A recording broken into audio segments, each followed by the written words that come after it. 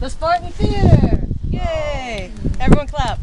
Yay! Okay, I'm not going to be talking about this. So, yeah. So I'm the only one presenting in Sparta, and the theater was built in the Roman Empire, so I wanted to talk about Spartan culture instead. So, so most of what we know about most of what is taught about classic Greece is like Athenian, and the city-state of Sparta was rather different. Most people, all they know about Sparta is the movie 300 about King Leonidas and the military strength of the Spartan men.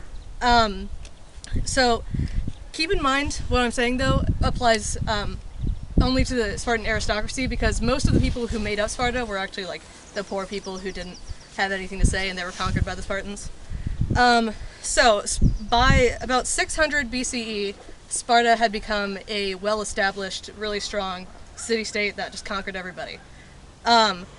Both the boys and girls would attend school and do physical training. They were probably training physically in the nude. I'm not sure at what age they were separated. The boys leave for the barracks to go into the military at age 7, and then they would have mandatory military service for several decades. And these are citizen males who had Spartan mother and father. It was, yeah. So the men would spend most of their time together in the military, and so even if they had families, which most of them did because they wanted more Spartans, they would spend a lot of time with the other men in the military and less time with their families. There was believed to be homosexual relationships that were encouraged between Spartan men, so they would fight together, like they have more of a bond, and they would want to protect each other and work together better. And so all we don't know this stuff about Spartan men, but what did the Spartan women do?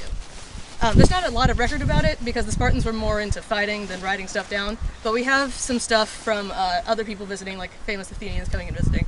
So the Spartan men had political power, but famous Athenians commented that Spartan women had influence behind the scenes, and that the Spartan men even listened to their wives, which was shocking to many Athenian men because they're not allowed to do that. Women are not allowed to speak or think. No. Since the men were often at war, like I said, the mandatory military service for several decades, the women would often be in charge of their family finances and the property while they were gone. So the Spartan women and girls would maintain regular physical training all throughout their lives. Their clothes were rather scandalous. They would show off some leg because they needed to be able to move easier, and because they did all the physical stuff.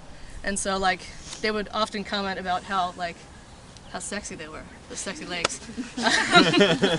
And one thing I think is really important is that in many Greek city-states, as soon as you hit puberty as a female, you would be married off and you would start having kids, and that could cause a lot of emotional trauma because if you're that young, sex is basically just a violent act. But the Spartans believed that the Spartan women didn't get married until they were 18 because they believed that the older they were, the better they would be able to have children and have strong babies, and that was very important because they wanted strong military. And so that was like a 5-year difference, and that was a big deal. So the Spartan women were also seen as willingly sexual. They seemed to enjoy sex. I mean, there's no accounts of them specifically from them writing stuff down, but women in other city-states were the passive partner. It didn't matter if they enjoyed it or not, they just had to do it and have babies.